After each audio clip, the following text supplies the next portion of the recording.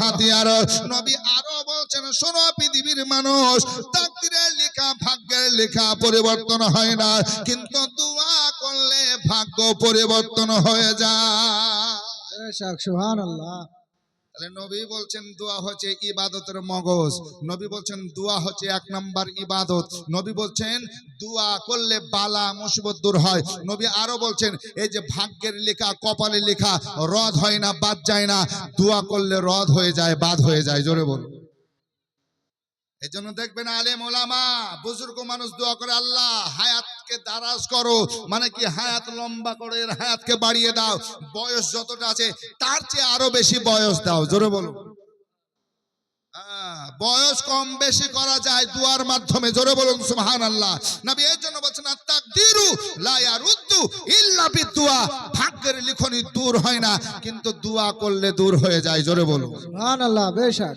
আসুন বাপজিরা আমার ভাইয়েরা, এই দোয়া নিয়ে ভিন্ন ভিন্ন জায়গায় নতুন নতুন মানুষ উঠেছে, আর নতুন নতুন মানুষ আসার পর এ বাপ বলছে দোয়া নাই নামাজের পর, দোয়া নাই ঈদের পর, দোয়া নাই বকরা ঈদের পর, দোয়া নাই জুমার নামাজের পর, দোয়া নাই জানাজায়, জানাজার পরও দোয়া নাই, তারপর বলছে মাটির পরও দোয়া নাই। তো দোয়া কোথায় আছে জি? শুধু তোরা যখন ওই মায়েকে আদায় করতে আসিস মসজিদে মসজিদে তখনই দোয়া আছে? হ্যাঁ কি গো, কথাটা আমার বুঝতে পারছেন? তখনই তো দোয়া মনে আসে যখন গাড়ি করে, ট্যাক্সিতে করে, জিপে করে, মারুতি করে মাদ্রাসার নাম করে আদায় করতে আসো, তখনই দোয়া আসে। এমন দোয়াতে হাত তুললো জান্নাতে না ভরা পর্যন্ত দম লেয় না। এরকম আছে না নাই? এক বাটি চাল দিয়েছে, 100 টাকা দিয়েছে, 50 টাকা দিয়েছে, তো এমন দোয়া করলো ও একদম জান্নাতের গেট পর্যন্ত পৌঁছে দিল। এরকম আছে না নাই? আবার বলছে নমাজে নাই, রোজাতে নাই, ঈদগাহে নাই, আজকে সুবহানাল্লাহ জুমাতে নাই, আজকে তোমার জানাজাতে নাই, আজকে কবরস্থানে দোয়া নাই, তো দোয়া তোর কোথায় আছে? আল্লাহ বলছেন উদুনি আস্তাজিব লাকুম, এই বান্দা বান্দি তোমরা দোয়া করো, আমি আল্লাহ দোয়া কবুল করব। জোরে বলো সুবহানাল্লাহ। দোয়া সুবহানাল্লাহ। করো। দোয়া মুমিনদের জন্য হাতিয়ার, দোয়া মুমিনের ইবাদত। জোরে বলুন সুবহানাল্লাহ। আর দোয়াও ইবাদত। নবী আমার বলছেন, জোরে বলুন সুবহানাল্লাহ, দোয়াটা ইবাদত। জোরে বলুন সুবহানাল্লাহ। আসুন বাপজিরা একটু মনোযোগ দেন, খুব গভীর মন দিয়ে শুনুন। আল্লাহু আকবার কাবীরা। আমার পরে পরে হেলাল উদ্দিন রিজভী সাহেব একদম রেডি হচ্ছে, হয়তো রেডি হচ্ছে, আসলো এটা কি বলছেন? সেই পুরনো ভাইরাল বক্তা নাকি বলছেন? সুবহানাল্লাহ। আদায়ের পাহাড় তুলে দেন। আল্লাহু আকবার কাবীরা। আমি তো দেখছি যত বয়স বাড়ছে ওনার, আল্লাহ আল্লাহ, তত মনে হচ্ছে জওয়ানি আসছে গো ফিরে।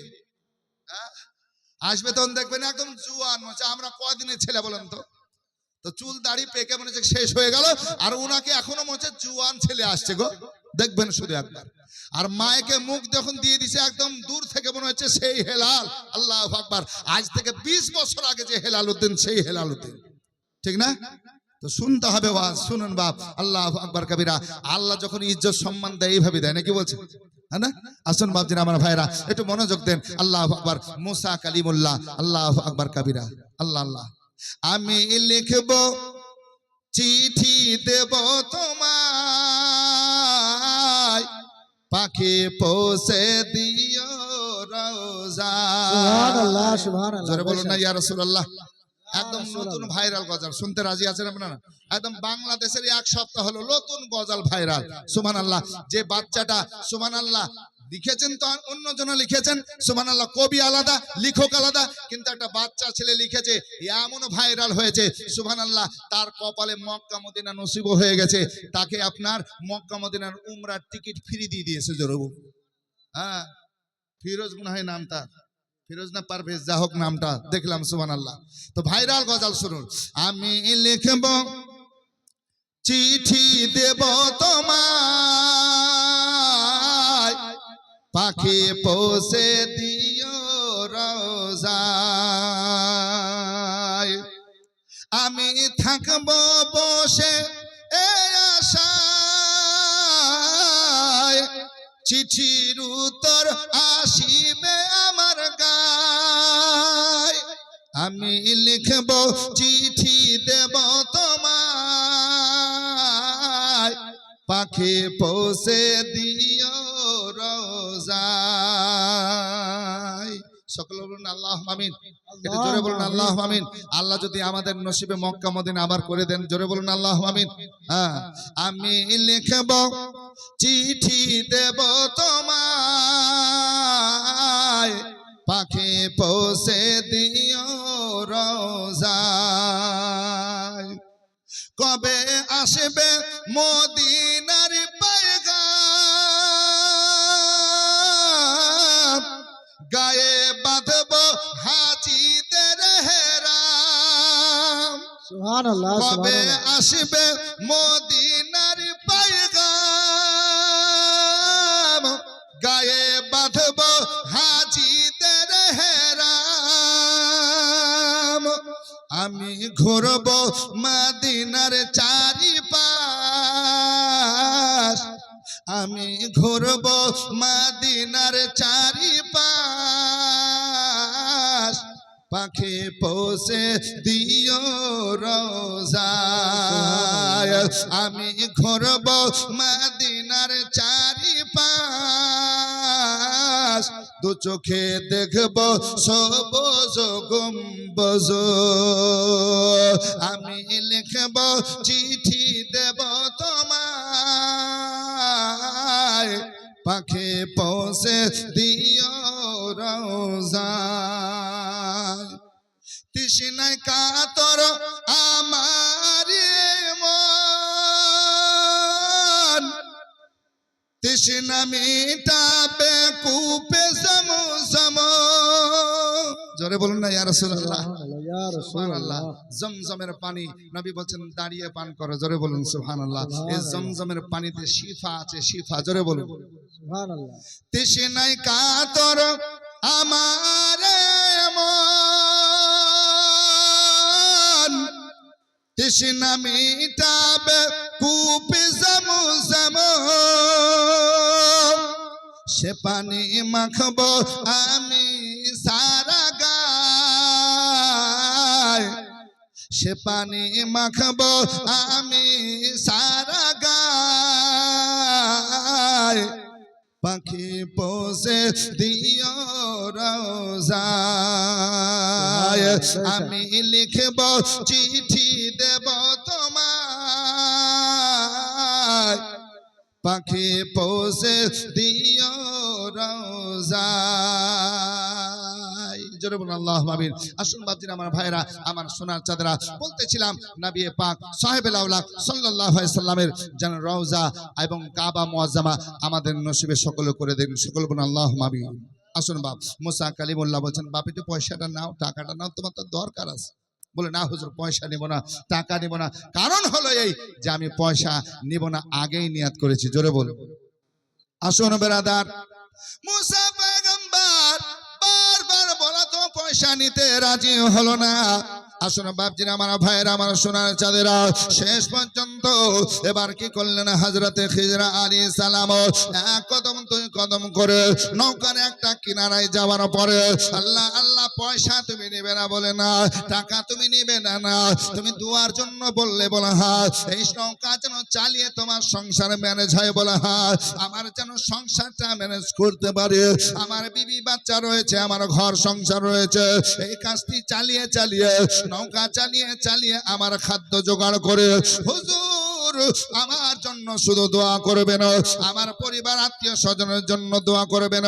হযরতে খিজর আলাইহিস সালাম একটা জায়গায় বসে গেলেন, বসে যাওয়ার পর নৌকার নিচের বাতাকে ভাঙতে আরম্ভ করলেন, ভাঙতে ভাঙতে ভাঙতে ভাঙতে একটা কি করলেন, তক্তা বের করে দিলেন, এক কথায় নৌকাকে ফুটা করে দিলে।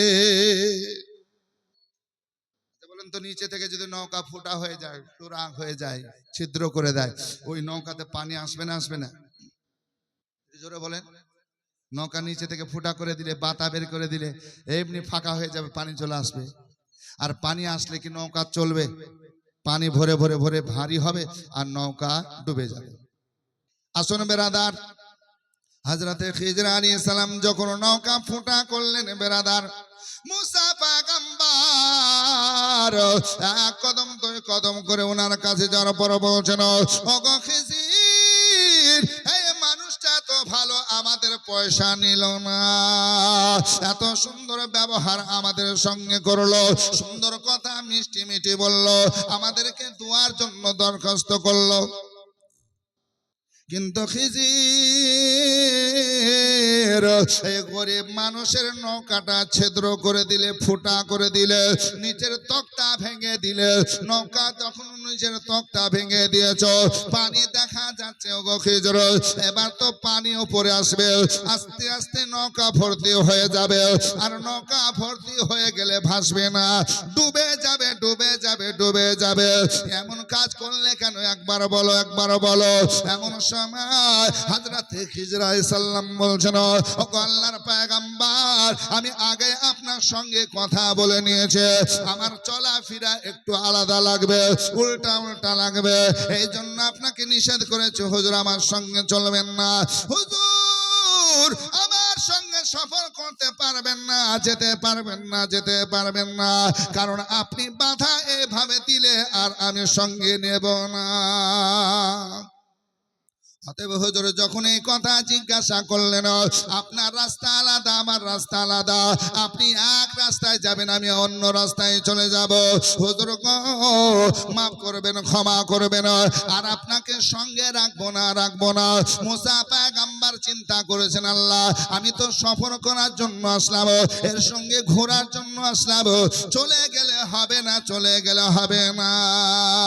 মুসা পয়গম্বর বলছেন, খিজির নৌকা ফুটা করলে আর আমি আগে কথা বলবো না, চলো চলো চলো, তোমার সঙ্গে সফর করব, তোমাকে বাধা দেব না, তোমাকে আর জিজ্ঞাসাবাদ করব না, আমি তোমার সঙ্গে শুধু সফর করব। বলে হুজুর আর কথা বলবেন না তো? সেভাবে বলে না বাবা চলো। সুবহানাল্লাহ। এ দেখেন চলতে আরম্ভ করলেন, আবার সঙ্গে নিয়ে সাথে নিয়ে। নৌকা ফুটা কেন করলেন কিছু বললেন না, পরে কিন্তু বলবে বাপ। এ দেখেন রেখে দিয়ে চললেন, আল্লাহু আকবার, নৌকা থেকে নেমে চলতে আরম্ভ করলেন, যেতে যেতে পায়ে হেঁটে হেঁটে হেঁটে হেঁটে হেঁটে হেঁটে চলছেন, যেতে যেতে এই যে বাগান দেখছেন, এমন বাগান দিয়ে রাস্তা দিয়ে চলছেন।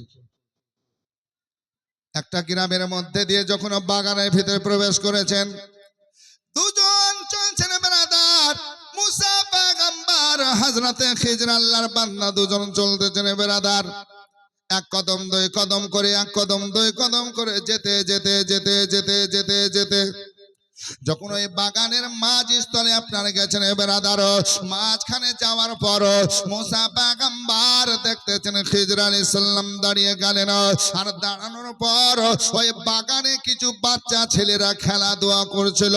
আজকে খেলা দেখার পর দাঁড়িয়ে গিয়ে খেলাগুলো দেখতে আরম্ভ করেছেন বেরাদার, এক দুই করতে করতে অনেকগুলো বাচ্চা রয়েছেন। মুসা পয়গম্বর দাঁড়িয়ে দেখছেন, খিজির আলাইহিস সালামও দেখতেছেন বেরাদার। দেখতে দেখতে দেখতে দেখতে হযরতে খিজির আলাইহিস সালাম বলছেন, এ বাচ্চারা শোনো শোনো, আমার দিকে ধ্যান করো। বাচ্চাদেরকে সম্বোধন করলেন, বাচ্চাদের খেলাধুলা বন্ধ হয়ে গেল। ওই বাচ্চার মধ্যে সব চাইতে দেখতে যে ছেলেটা ভালো, কিতাবের মধ্যে লিখছেন বেরাদার, ওই ছেলেকে ইশারা করলেন, হ্যাঁ বাবা শোনো শোনো শোনো, তুমি আমার কাছে এসো। ওই বাচ্চাদের মধ্যে টপ ছেলে, সব চাইতে দেখতে ভালো, ওই বাচ্চাটা কাছে ডাকলো। যখন বাচ্চাটা এক কদম দুই কদম করে চলে আসতে আরম্ভ করলেন, হে বাপজিরা আমার ভাইরা গো, ওই বাচ্চাটা যখন সম্মুখে এসেছেন, হযরতে খিজির আলাইহিস সালাম কি করলেন, ওই বাচ্চা আল্লাহু আকবার কবিরা, তাকে জিজ্ঞাসা করলেন না তোর বাপের নাম কি, মায়ের নাম কি, বাড়ি কোথায়, দাদার নাম কি, জিজ্ঞাসা করলেন না। হযরতে খিজির আলাইহিস সালামের কাছে যখন হয়েছেন, এমন সময় হযরতে খিজির ওই বাচ্চার হুলুকুমে হাত লেখলেন, এত জোরে চাপ দিয়েছেন বেরাদার, শ্বাস নলিকে বন্ধ করে দিয়েছেন, শ্বাস নিঃশ্বাস বন্ধ হয়ে গেছে, ক্ষণিকের মধ্যে মারা গেল। সঙ্গে সঙ্গে আজকে ছেলে আর ছেলে থাকলো না, একটা বাচ্চার যেন লাশ বেনে গেল। এত সুন্দর ছেলে, দেখতে ভালো, মুসা পয়গম্বর একজন নবী হয়ে পয়গম্বর হয়ে কেমন করে দেখবেন বাপজিরা আমার ভাইয়েরা, চোখের সম্মুখে বাচ্চারা দোষ করলো না, গালি দিল না, অন্যায় কথা বললো না, তারপর ছেলেকে কাছে ডাকার পরে আল্লাহু আকবার কাবীরা ওই বাচ্চার প্রাণ নাশ করে দিল, বাচ্চাকে শেষ করে দিল। এই বাচ্চাকে যখন শেষ করা দেখলেন বেরাদার, মুসা পয়গম্বর দেখতেছেন আর বলতেছেন, ওগো খিজির, আমি কথা বলবো না মনে করেছিলাম, কিন্তু এই বাচ্চাটা দেখতে কত ভালো, গঠন কত ভালো, সুন্দর বাচ্চা, আমাদের অন্যায় বলে নাই, আমাদের গালি দেয় নাই, আমাদেরকে কিছু বলে নাই, তারা আপন খেলাধুলাই ছিল, নিজেরা নিজেরা খেলা করতেছিল, তুমি নিজে ডাকলে আর কাছে ডাকার পরে তার শ্বাস নলিকে বন্ধ করে তাকে শেষ করে দিলে, তাকে মওতের ঘাটে শেষ করে দিলে। ওগো খিজির, এই বাচ্চাটাকে মারা পছন্দ আমার হলো না, এটা তোমার মারা ঠিক হলো না, কারণ তার মা আছে, তার বাবা আছে, কেমন করে ধৈর্য ধরবে, সবর করবে, যখন শুনবে আমার ছোটফুটে ছেলেটা কত সুন্দর গঠন, ছেলেটা, এই ছেলেটা আর পৃথিবীতে নাই, এই বাচ্চা কত কষ্ট করে লালন পালন করা লাগে, বাচ্চাকে কত যত্ন করে আপনারা বড় করতে হয়, কত আপনার কষ্ট, মা বাবার পরিশ্রম, কত ব্যয় হয়, কত খরচা হয়। এ বাপজিরা আমার ভাইরা, এত সুন্দর বাচ্চাকে তুমি প্রাণ নাশ করে মেরে দিলে, খিজির তোমার কাজ ভালো হলো না। আল্লাহর ওলি, আল্লাহর মাহবুব বান্দা বলছেন, ও আল্লাহর কালিব, মাফ করবেন, ক্ষমা করবেন, আপনি আমার সঙ্গে থাকতে পারবেন না, আমার সঙ্গে থাকতে পারবেন না হুজুর, আমি তো বলেছি বাধা দিলেই চলে যাওয়া লাগবে। বাচ্চা দেখতে ভালো, গঠন ভালো হলে কি ভালো হয় বাবা? এটা জোরে বলেন, হবে ভালো? ইমামে আজম আবু হানিফা, আমাদের ইমামের নাম কি? চার ইমামের বড় ইমাম নাম কি? যে নাম হচ্ছে নুরমান, নাম হচ্ছে কি?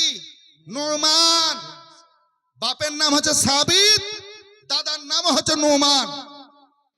আল্লাহু আকবার।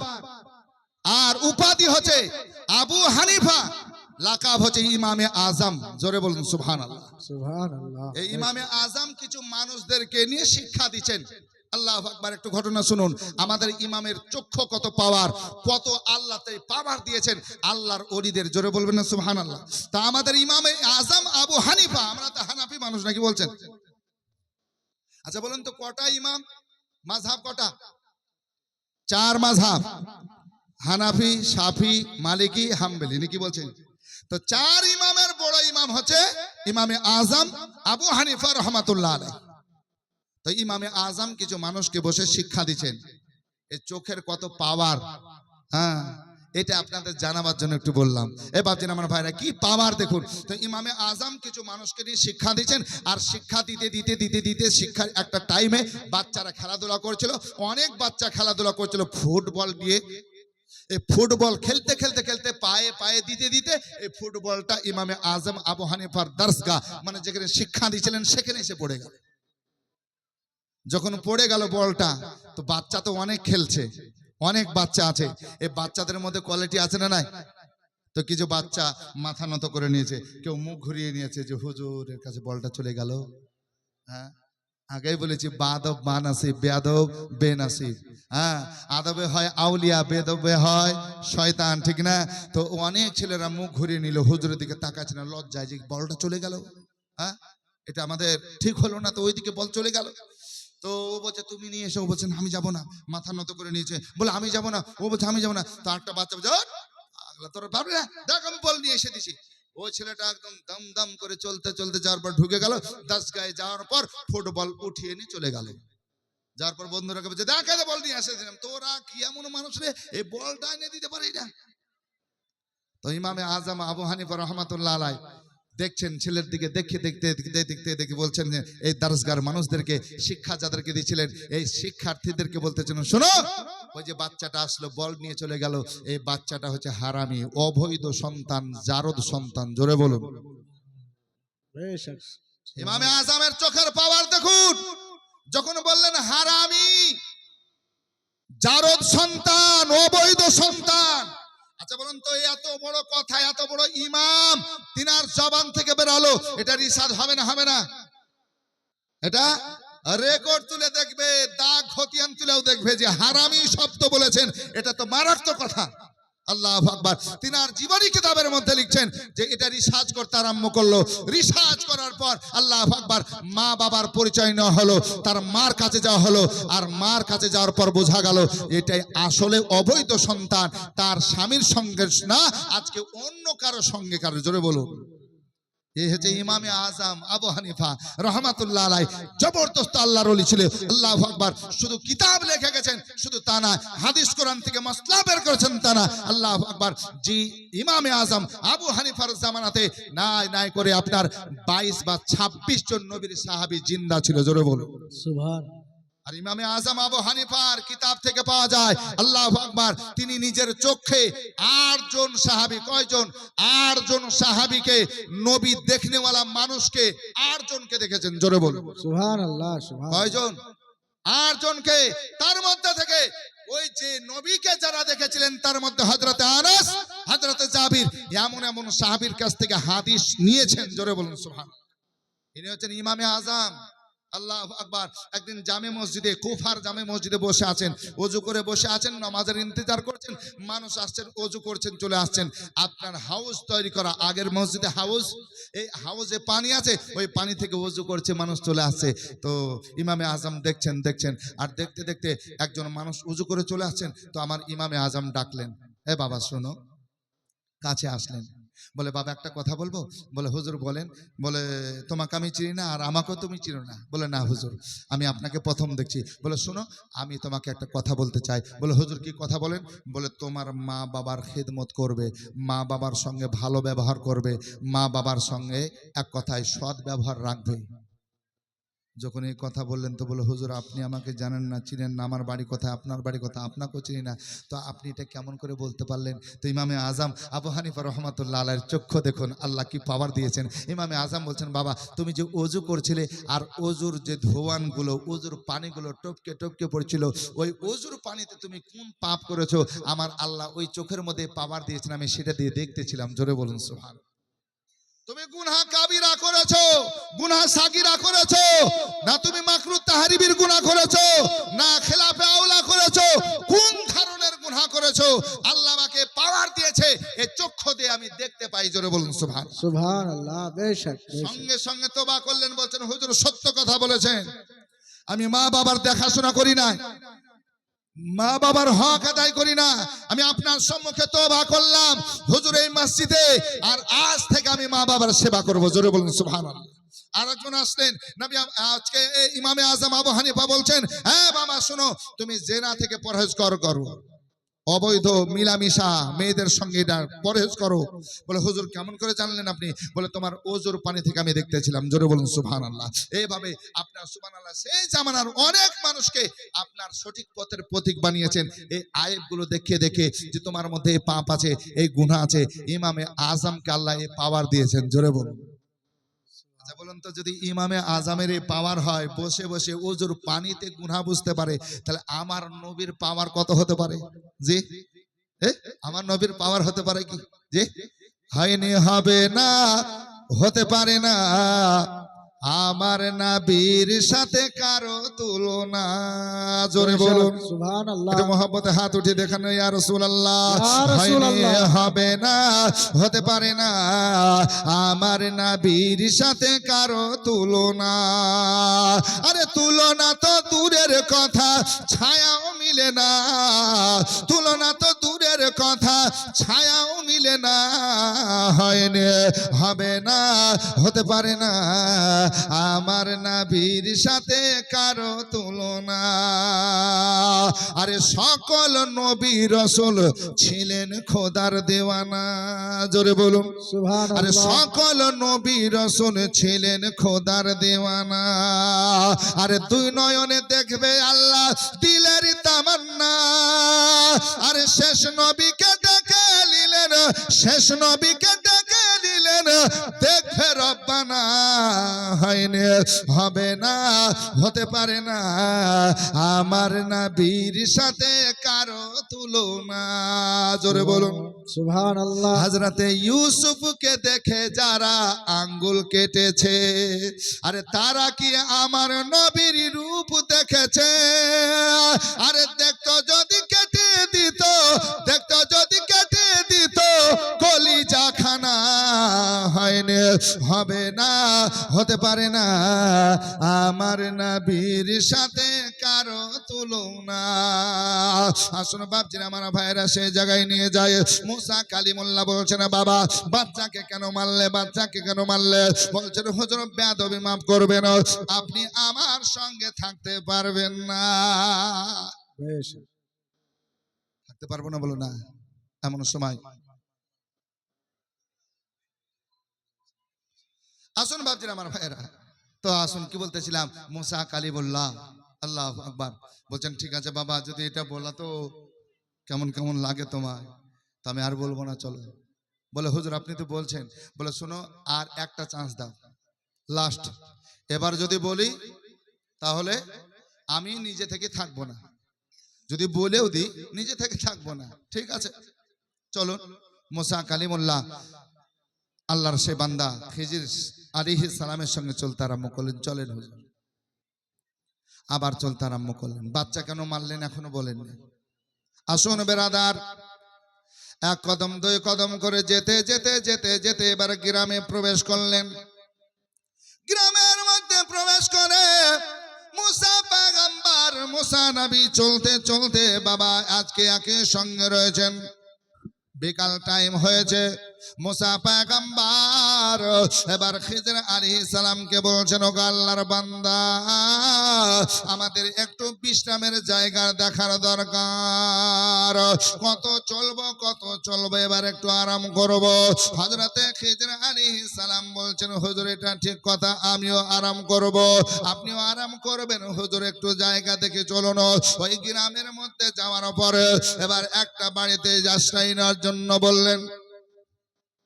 আর আশ্রয় নেওয়ার জন্য বলার পর বলছে না বাবা একটু দাও দাও আশ্রয় দাও, থাকার জায়গা করে দাও। ওই বাড়ির মানুষ বললেন না আমার জায়গা করে দিতে পারবো না, আগে দেখো না আগে দেখো না। আবার আরেকটা বাড়ি গেলেন, একই কথা আসলো, আবার সামনে চলতে আরম্ভ করলেন, একই উত্তর আসলো। মুসা পয়গম্বর মুসা নবী বলতেছেন ওগো খিজির তবে কি কেউ আমাদের আজকে আশ্রয় দেবে না? আজকে কেউ আমাদের আশ্রয় দিবে না? যার বাড়ি যাচ্ছি আশ্রয় দেয় না, আগে বাড়ো সামনে বাড়ো, চলো আগে দেখেন অন্য বাড়ি দেখেন। এই বাবা ভিন্ন ভিন্ন কথা আসে। আল্লাহু আকবার। মুসা কালিমুল্লাহ চলছেন, খিজির আলাইহিস সালামও চলছেন। ঠিক যেতে যেতে যেতে যেতে একটা জায়গায় হযরতে খিজির আলাইহিস সালাম দাঁড়িয়ে গেলেন। আর দাঁড়িয়ে যাওয়ার পর আল্লাহু আকবার কবিরা তিনি দেখতেছেন সুবহানাল্লাহ যে একটা দিওয়াল পড়ে যাবে, একটা প্রাচীর পড়ে যাবে। তো হযরতে খিজির আলাইহিস সালাম কি করলেন, মুসা নবীকে বলছেন হুজুর একটু দাঁড়ান দেখি দেওয়ালটা কি অবস্থা। তো দেখছেন দেওয়ালটা পড়ে যাবে, তো তিনি স্ট্রেট করে দিয়েছেন, খাড়া করে দিয়েছেন, সিধা করে দিয়েছেন যেন না ভাঙে না পড়ে। সময় লাগলো, তিনার পবিত্র হাত দ্বারা যখন সিধা করলেন আল্লাহ পাক সুবহানাহু ওয়া তাআলা সিধা করিয়ে দিলেন। আর সিধা করে যখন ফিরে আসলেন মুসা কালিমুল্লাহ বলছেন ওগো খিজির এই কাজটা তোমার ভালো হলো না। কেন হুজুর? বলে এই গ্রামে কখন থেকে তুমি মানুষকে বলছো একটু আশ্রয় দাও, একটু থাকার জায়গা দাও, একটু থাকবো, সকাল হলে চলে যাব, কেউ থাকতে দিল না, কেউ থাকতে দিল না। আর তুমি মাঝখানে আসার পরে দেওয়ালটা সিধা করে দিলে, কেন করলে কাজ? যদি দেওয়াল সিধাই করতে হতো বাড়ির মানুষকে ডাকতে আর বলতে যে ভাই তোমার এই দেওয়ালটা সিধা করে দেবো, এর জন্য আমাদেরকে একটু আশ্রয় থাকবে, একটু থাকবো, সকালবেলা আবার চলে যাব, এই কথাটা তো বলতে পারতে। না বলে কোন মানুষ কোন মালিক কে আছে না আছে তুমি সিধা করে দিলে, ভালো কাজ করে দিলে, আর তার জন্য আমরা উপহারও কিছু পেলাম না, থাকার জায়গা পর্যন্ত পেলাম। আল্লাহর ওলি হযরতে খিজির আলাইহিস সালাম বলছেন হুজুর আগো আপনাকে বলেছি আমার কথায় আপনি বাধা দেবেন না, কথা জিজ্ঞাসা করবেন না। এবার এক এক করে 3 বার হয়ে গেল হুজুর, আর আমি আপনাকে সঙ্গে রাখবো না। একবার নৌকা যখন ফুটা করলাম আপনি বললেন, বাচ্চাকে মারলাম তাও বললেন, দেওয়াল সিধা করলাম তাও বললেন। হুজুর এবার আপনার রাস্তা আলাদা, আমার রাস্তা পথ আলাদা, এবার আমার সঙ্গে সফর আর করা যাবে না। আল্লাহর নবী মুসা কালিমুল্লাহ বলছেন, গো খিজর শোনো, আমিও আর তোমার সঙ্গে সফর করব না। তোমার রাস্তা আলাদা, আমার রাস্তা আলাদা, তুমি এখান থেকে আলাদা আলাদা হয়ে যাবে। তোমার রাস্তা আলাদা, আমার রাস্তা আলাদা হয়ে যাবে। তবে খিজির, আমি আল্লাহর পয়গম্বর মুসা নবী চলে যাব। 3টা কারণ না শুনে তোমার সঙ্গ ছাড়বো না। কেন নৌকা ফুটা করলে? কেন তুমি আজকে বাচ্চাকে প্রাণনাশ করলে, বাচ্চাকে মারলে? আজকে কেন তুমি এই দেওয়াল সিধা করলে? 3টা কাজ যতক্ষণ পর্যন্ত না শুনবো ততক্ষণ পর্যন্ত আমি যাব না। হযরতে খিজির বলতেছেন, হুজুর যখন শুনবেন আপনাকে শোনাবো, 3টায় শুনিয়ে দেব, তারপর আপনার রাস্তা আমার রাস্তা আলাদা হয়ে যাবে। মুসা পয়গম্বর খিজির আলাইহিস সালাম রয়েছেন বেরাদার। এবার 3টা কারণ হযরতে খিজির আলাইহিস সালাম মুখতাসার ভাবে আপনার বলতেছেন। আজকে মুসা কালিমুল্লাহ শুনছেন, মুসা কালিমুল্লাহর মাধ্যমে বেরাদার আজকে জগতের মানুষকে আমার আল্লাহ জানাচ্ছেন। আল্লাহুম্মা সাল্লি আলা সাইয়্যিদিনা মাওলানা মুহাম্মদ ওয়া আলা আলি সাইয়্যিদিনা মাওলানা মুহাম্মদ সাল্লি আলা মুহাম্মাদিন সাল্লাল্লাহু আলা মোহাম্মদ হরদম জবান से निकालो पाक नामे मोहम्मद हरदम जबान से निकालो শাফিয়ানা মুহাম্মদ সাল্লাল্লাহু আলাইহি ওয়াসাল্লাম। যাও বাপজিরা আমার ভাইরা, কিছুক্ষণের মধ্যে আল্লামা হেলালউদ্দিন রিজভী সাহেব আপনাদের মাঝে চলে আসবেন। কিন্তু বেরাদার আজকের প্রধান বক্তা সুদূর ঝাড়খণ্ড থেকে এসেছেন, সুবহানাল্লাহ, যিনার নাম হচ্ছে মুফতি জাহাঙ্গীর মুনাজির আহলে সুন্নাত। যাদের যে প্রশ্ন থাকবে আমি বলবো বাপ একটু লিখুনি, হাতে লিখে আপনি প্রশ্ন করবেন। এই যে আমরা যে দুরূদ শরীফ পড়লাম, এটা আছে না নাই, পড়লে নেকি না পাপ না গুনাহ একটু জিজ্ঞাসা করবেন। সালাতু সালাম থেকে নিয়ে আজান থেকে নিয়ে আজকে সুবহানাল্লাহ যত রকমের আপনার মশলা জানার দরকার আজকে স্টেজ জানবেন, আপনি লিখে লিখে দেবেন, দলিল সহকারে আপনাকে দিবে। সুবহানাল্লাহ পৃষ্ঠা নাম্বার সহকারে আপনাকে বলে দিবে। ইনশাআল্লাহ রহমান আপনারা শুনতে পারবেন। আজকে প্রধান বক্তা আপনাদেরকে সুবহানাল্লাহ শোনাবে, যদি আপনারা শুনেন, নাকি বলছেন? জান ভরে শুনবেন। ওলির মাজার যাওয়া জায়েজ আছে কিনা, ফাতিহা মিলাদ করা জায়েজ আছে কিনা, কবর জিয়ারত করা আছে কিনা, কোথা থেকে প্রমাণ সহকারে আপনাদের সবকিছু বলা হবে ইনশাআল্লাহ। সেলিনা বাবা মা আমার দিয়েছেন 500 টাকা নগদ, আল্লাহ কবুল করুন, আমিন। মিঠু শেখ 500, সাদিনা বিবি 500,